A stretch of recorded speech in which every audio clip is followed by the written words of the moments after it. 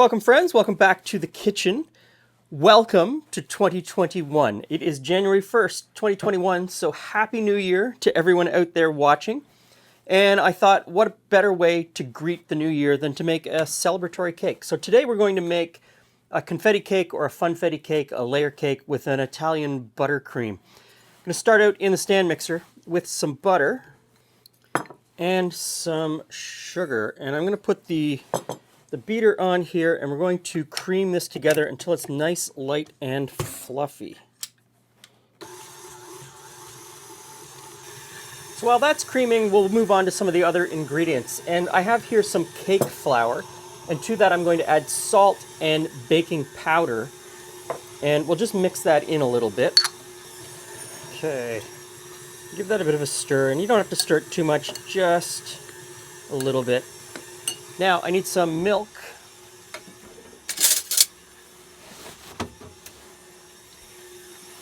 And some sour cream. So, about a cup of milk. And to that milk, I'm going to add about a half a cup of sour cream. Now, you don't have to add sour cream. You could add yogurt. You could add kefir. You could add buttermilk. You could do all buttermilk if you wanted to do all buttermilk. You could do just plain old all milk if what you have in your house is just milk. We don't need the acid that the sour cream or the yogurt or the buttermilk would normally bring in order to leaven the cake. I'm using baking powder, so it's going to leaven all on its own regardless of the acid content. But the acid content will make a softer cake and give you better texture and a little bit of flavor. So I'll just whisk those two together, and I am really wishy-washy on this ingredient. Yes, there are rules to baking, but there's also an incredible amount of leeway. So use what you've got. Either bring the tang or don't bring the tang. Doesn't really matter in the end all that much. Once that's mixed together, now I'm going to turn my eye back to what's going on in here, and I'm going to start cracking in the eggs one at a time. Make sure they're fully mixed in before I crack in the next one.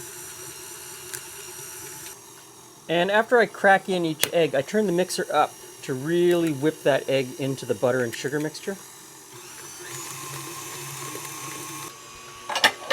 For the last egg, I'm only going to use the yolk in the batter, and I'm going to save the white for the icing. So I'll separate the egg.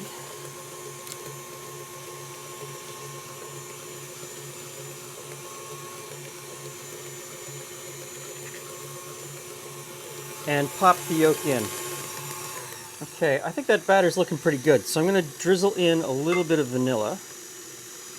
And we'll mix that in. Now we mix in the flour and the milk. And you mix it in a little bit at a time. A little bit of flour, a little bit of milk, a little bit of flour, a little bit of milk. Just go back and forth. And you just want to mix it at this point until it's smooth. So after your last addition, don't over mix it. And a little bit of milk. Careful not to slop it everywhere. Now, an integral part of this cake are the sprinkles. And yes, I know I'm supposed to call them jimmies. I just can't seem to bring myself to call them jimmies. Anyway, not all jimmies or sprinkles are created equal. Some aren't meant to go inside the batter. And I found that out a couple of times in the past where I've picked these up at the grocery store and the color has bled all the way through the cake. I'm hoping that these are the correct ones. The correct ones are apparently shiny, and the incorrect ones are apparently a little bit dull, and they will bleed everywhere. So I'm going to put in about a cup of sprinkles or jimmies, maybe about that much, and then we'll just fold them into the batter to get them in there evenly. Maybe a few more. I like sprinkles. Okay, I've got 3 cake tins here, and I have buttered the inside and put a parchment disc in the bottom. Just makes it a whole lot easier to get out. Now I just need to divide this evenly between the 3 pans. I can usually do it okay. Let's see how I do today.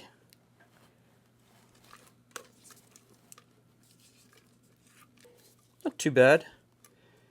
So I'll just even out the tops. Now the oven is preheated to 350 degrees Fahrenheit. And because I've got 3 cakes, they're not all going to fit on the same level. So I'm going to put them in 2 sort of midway and 1 here in the bottom. And you're always told to move them around during baking. If you have an older oven that maybe has a hot spot and a cold spot, excellent idea, switch them around. This oven has been, so far, really good in even heating all around. So I'm going to leave them in there. I'm not going to touch them until they're done baking. Time to move on to the frosting. The cakes are out and cooling, and I'm going to move on to making the frosting, or the icing, depending on where you are. And I know I said I was going to make an Italian buttercream, but I changed my mind somewhere along the line. And in this instance, I should have started by making the icing and moved on to the cake. But, you know, such is life. Sometimes it can get messy. I'm going to make a marshmallow buttercream. And I'm going to start from scratch. Instead of making it with marshmallow fluff, I'm going to start right from the very beginning. So, in the bowl of the mixer, I'm going to put 2 packets of plain gelatin. And the difference between an Italian buttercream and a marshmallow buttercream is just the addition of the gelatin. To that, I'm going to put about a 1/4 cup of water. About that much. Just enough to wet the gelatin and start it softening. Right? And pretty much as soon as you add the water, the gelatin gets into this nice mass. So we're on the right road. To that, I'm going to add egg whites. And I'm just going to set that aside. Now we need to make a hot sugar syrup that we're going to pour into the egg whites as they're being whipped up. So I've got a little pot here. I'm going to put this onto sort of medium-high heat. And we're going to heat this sugar until it reaches 250 degrees Fahrenheit. So sugar into the pot, and I'm going to add about a 1/2 cup of water. And that'll just sort of start us off a little bit and get us going in the right direction. Don't forget your candy thermometer, a very important part of this job, just to make sure that you get up to that 250 degrees.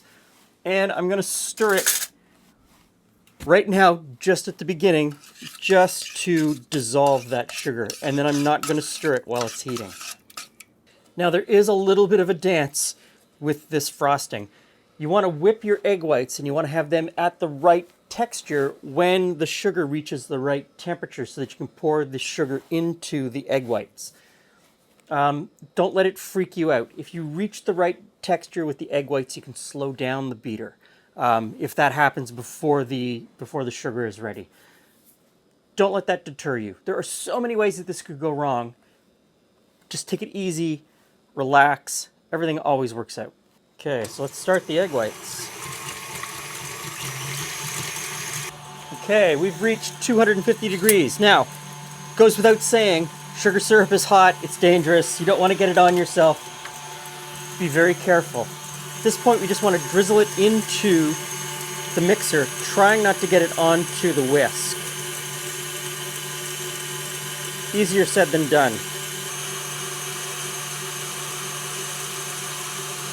So the sugar syrup's all in here, the eggs, the gelatin, and I've got this on high, and I'm going to let this whip for 10-15 minutes. You want to let it go until the bowl feels about room temperature before you start adding in the butter. And the butter is also at room temperature. Okay, the temperature of this has dropped to about room temp, and what we have created in this mixer is essentially marshmallow fluff. That same stuff that you buy at the grocery store in a little jar. That's what that is. So, I put the mixer back on, and at this point, we just start dropping in butter a little bit at a time. Maybe 1 or 2 tablespoons at a time. Mix it in before we mix in the next one. And you really want to make sure that this mixture is room temperature or the same temperature as the butter before you start putting the butter in. Because if it melts the butter, it will break and it won't work. And if it does start to melt the butter, you can just put this whole thing in the fridge, cool it down a little bit, and then start over with adding more butter at that point. There are pitfalls, but it's not that difficult. Just take your time. And the last thing I'm going to whip in is just a little bit of vanilla. Okay, this icing looks amazing. So we're done with the mixer now. And what we've made is this fantastic marshmallow buttercream, and it is so smooth. It's gonna be great on the cake. Now we need to move on to actually assembling and frosting and decorating the cake, which is the part that I hate. So I'm gonna take a little break, try the frosting before we move on. This is gonna be really good. You can look away at this part. You're probably not going to learn much from me. So a little dab of that. First layer on. And then icing on top of that. And it's just carry on from there. And then the next layer.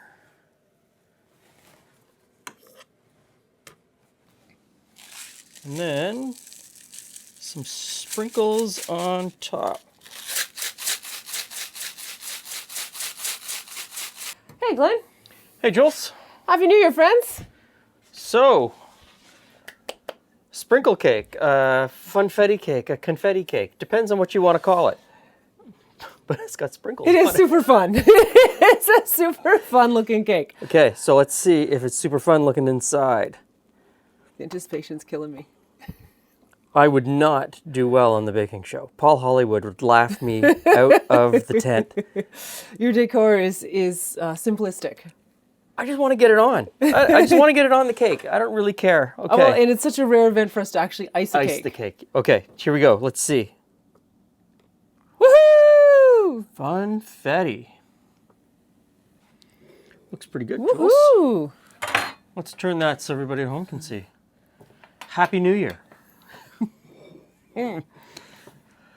Go ahead. You sure? I'm just going to take one off the first because I don't think I can take a whole piece in politely.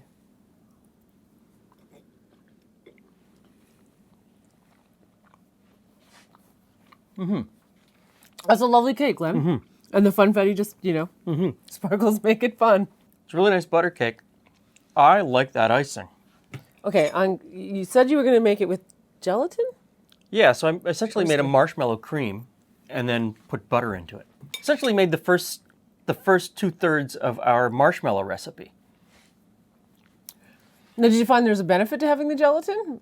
Because it tastes very buttercreamy. I think it'll just hold up better than a regular Italian buttercream. But who knows? I mean, it's... That's what experimenting's all about. And so we bring you this beautiful festive cake. And wish you the best of the new year. My wish for 2021 is to soon have safe public gatherings. Yeah, I think my wish for everyone would be that 2021 is safe, happy, and healthy. So, best wishes to everyone. Thanks for stopping by. See you again soon.